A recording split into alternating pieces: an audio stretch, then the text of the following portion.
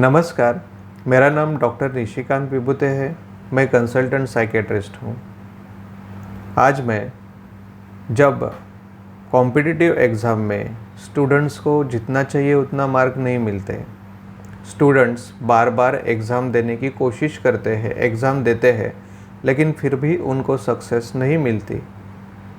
उनको एक prolong time period, बहुत दिनों तक, बहुत महीनों तक, सालों तक वो पढ़ाई करके एग्ज़ाम देने लगते हैं और उसमें उनका काफ़ी सारा टाइम यूटिलाइज हो जाता है।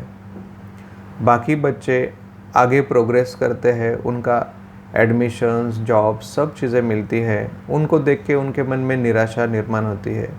ऐसे सिचुएशंस में क्या कर सकते हैं, इसके ऊपर मैं मेरे कुछ थॉट्स बताऊंगा। ये प्रोफेशनल एडवाइस नहीं है। अगर आपको ज़्यादा सीवियर डिप्रेसिव थॉट्स है, सुसाइडल थॉट्स है, तो डेफिनेटली आप उसको निगलेक्ट मत करिए, उसको नज़रअंदाज मत करिए। नज़दीक के साइकेट्रिस्ट को, काउंसलर को जाके ज़रूर मिलिए, उनसे ट्रीटमेंट लीजिए, उनसे काउंसलिंग लीजिए, ताकि आप अपने करंट सिचुएशन से बाहर निकल आए। तो ये सिचुएशन जो है, इसमें हमको टाइमलाइन और डिसीजन के ऊपर वर्क करना बहुत ज़रूरी है।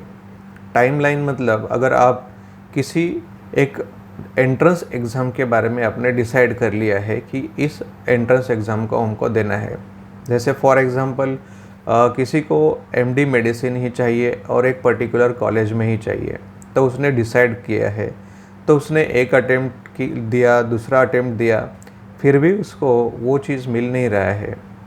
तो यहाँ पे उसका टाइमलाइन अगर 6 महीने का, 1 साल का, 2 साल का, वो फिक्स होना बहुत ज़रूरी है। दूसरा, हमारा टाइमलाइन के साथ में हमने जो गोल्स तैयार किए थे, गोल्स के अंदर में भी फ्लेक्सिबिलिटी होना बहुत ज़रूरी है। अगर हम गोल्स के लिए हम बहुत रिजिड बने रहेंगे तो टाइमलाइन आगे आगे चलते जाएगा। गोल्स में फ्लेक्सिबिलिटी होना ज़रूरी है। जब हमको बहुत बार एग्ज़ाम्स में मार्क्स कम पड़ते हैं तो हमको नेगेटिव थॉट्स आने लगते हैं। नेगेटिव थॉट्स जैसे कि जनरलाइजेशन हो जाता है माइंड में, इतने बार मार्क्स नहीं मिले तो आगे भी नहीं मिलेंगे, मुझे अभी याद नहीं रह रहा है, पिछले बार याद नहीं रहा था तो भी आगे भी याद नहीं रहेगा। इस तरीके के जनरलाइजेशन वाले थॉट्स मन में आने लगते हैं। तब हमको इन थॉट्स से अपने आप को बचाना पड़ेगा, उनको आपको क्वेश्चन करना पड़ेगा, अवॉइड करना पड़ेगा, चैलेंज करना पड़ेगा। आपको पूछना पड़ेगा अपने आप को कि इन थॉट्स का क्या महत्व है। ये थॉट्स अगर हम ज़्यादा मन में रखेंगे, इसके ऊपर ज़्यादा फोकस करेंगे, तो हमको क्या मोटिवेशन मिलेगा कि हम डीमोटिवेट हो जाएंगे। अगर हमको समझ में आ रहा है कि हम डीमोटिवेट हो जाएंगे तो हमको टोटली अवॉइड करना है, इन थॉट्स के ऊपर फोकस करना। यहाँ पे हमको समझना ज़रूरी है आउट ऑफ कंट्रोल क्या है और इन कंट्रोल क्या है। ये एग्जामिनर कैसे आएगा, क्वेश्चंस क्या होंगे, ये सब चीज़ें आउट ऑफ कंट्रोल चीज़ें हैं, उनके ऊपर फोकस करने में कोई पॉइंट नहीं होता है। हम क्या मैक्सिमम कर सकते हैं, हम कैसे पढ़ सकते हैं, हम कैसे उसके ऊपर कोई चीज़ आता नहीं हो तो उसके ऊपर ज़्यादा एफर्ट्स ज़्यादा डाल सकते हैं, इसके ऊपर हमको फोकस करना चाहिए। जब हम इन कंट्रोल सिचुएशंस के ऊपर, इन कंट्रोल एफर्ट्स के ऊपर ध्यान देंगे तो ये आउट ऑफ कंट्रोल वाली फीलिंग अपने आप ही निकल जाएगी।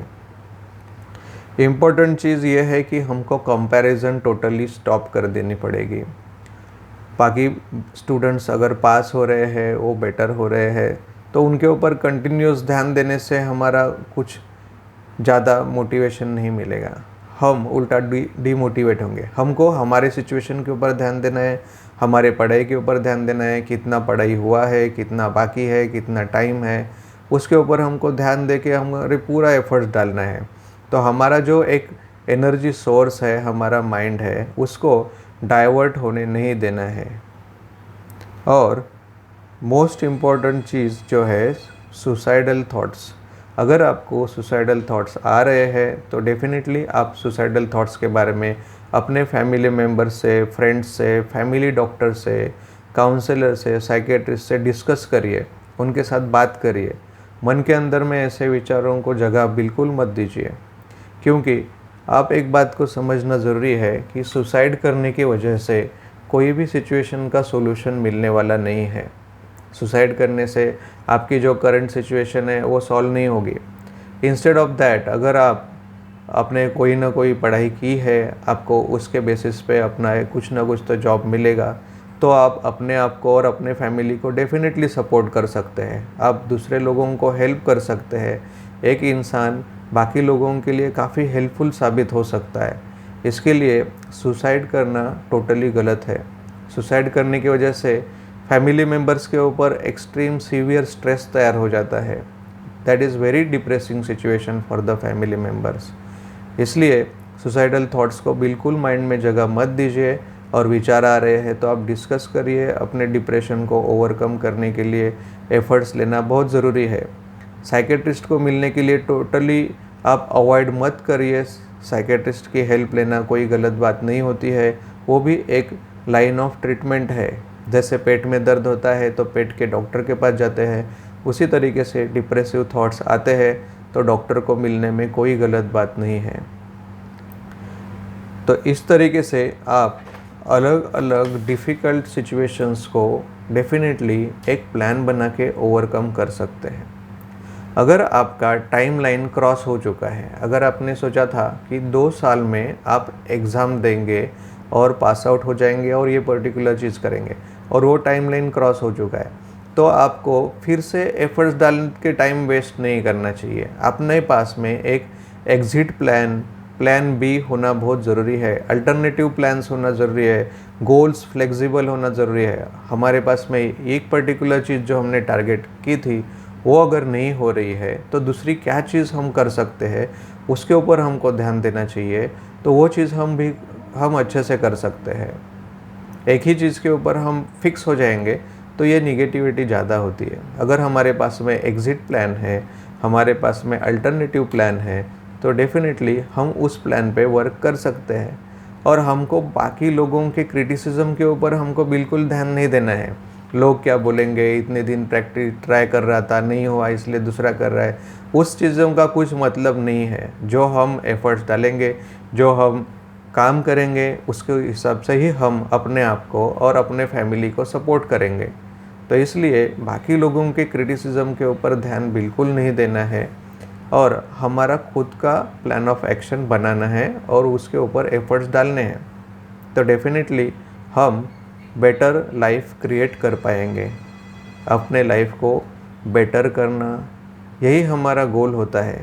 एक पर्टिकुलर एग्ज़ाम पास होना ये लाइफ का गोल नहीं है, इट्स पार्ट ऑफ गोल्स।